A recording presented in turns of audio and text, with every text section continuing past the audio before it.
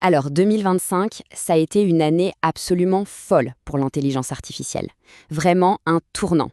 On a assisté à une accélération spectaculaire, une sorte de course effrénée qui a complètement redéfini les capacités de l'IA.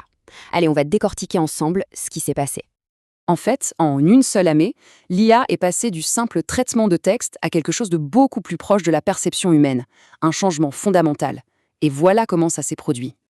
Pour bien comprendre cette transformation, il faut regarder deux révolutions qui se sont déroulées en même temps. Et la toute première, elle concerne la perception.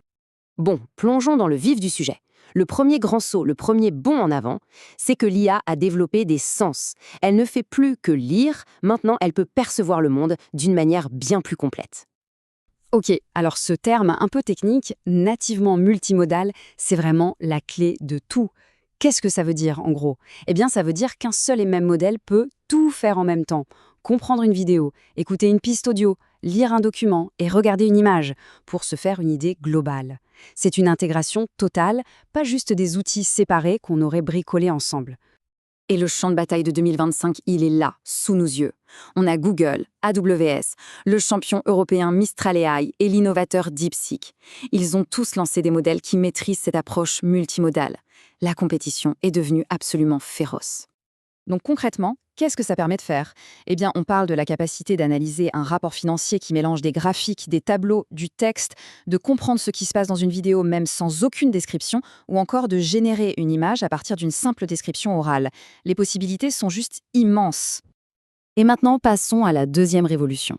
Parce qu'au-delà des sens, l'IA a fait un saut qualitatif dans sa capacité à penser. Elle ne se contente plus de percevoir, elle commence à raisonner de façon vraiment complexe. Là, le changement de paradigme est total. On passe d'une IA qui était un simple exécuteur de tâches, on lui donnait un ordre précis, elle l'exécutait, à un véritable partenaire de réflexion capable de collaborer avec nous sur des problèmes compliqués. Ce nouveau concept, c'est l'IA agentique. C'est au cœur de cette évolution. Ça veut dire quoi? Ça veut dire que le modèle peut décider de lui-même d'aller chercher une info sur le web, d'utiliser une calculatrice ou de lancer un bout de code pour résoudre le problème qu'on lui a donné, et tout ça sans qu'on ait besoin de lui dire comment faire étape par étape. Et pour bien illustrer la puissance de ce nouveau raisonnement, le modèle de DeepSeek a atteint un niveau qui est comparable à celui des meilleurs compétiteurs humains dans des concours de maths et d'informatique. Le résultat est juste stupéfiant. Et ce qui est fascinant, c'est que les développeurs ont maintenant un contrôle direct là-dessus. Des modèles comme Gemini ou DeepSeek intègrent des sortes de modes de pensée qu'on peut activer. On peut littéralement dire au modèle « Ok, pour ce problème-là, prends ton temps, réfléchis plus ». Et il va allouer plus de ressources pour analyser le truc en profondeur avant de donner sa réponse.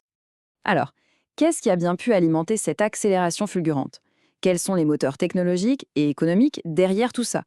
En fait, il y a plusieurs facteurs clés. Ce chiffre, il est sans doute l'un des plus importants. 1 million.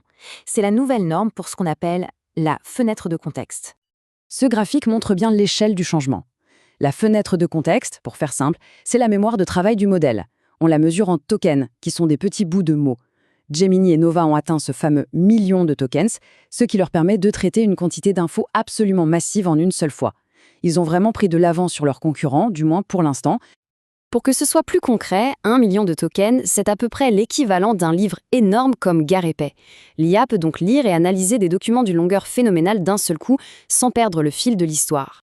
Mais au-delà de la pure technologie, le marché lui-même est un moteur surpuissant. On voit une quête permanente d'efficacité avec des architectures plus malignes comme le Mixture of Experts, qui réduisent les coûts en n'activant que les parties du modèle qui sont vraiment nécessaires. Si on ajoute à ça une concurrence acharnée, où même les modèles open source se mettent à rivaliser avec les géants, eh bien on a une innovation qui avance à un rythme effréné. Donc, pour résumer, 2025 n'a pas juste été une année d'amélioration progressive. Non, c'était vraiment une année de rupture. Et cette citation résume parfaitement l'enjeu. En combinant la perception multimodale et le raisonnement avancé, on ne fait pas que créer de meilleurs chatbots. On pose les fondations pour des agents d'IA qui seront capables d'agir et de résoudre des problèmes très concrets dans le monde réel. La question, au fond, reste ouverte. Avec des outils aussi puissants entre les mains, la vraie limite, ce n'est peut-être plus la technologie, mais bien notre imagination et les défis qu'on choisira de lui soumettre. La discussion ne fait que commencer.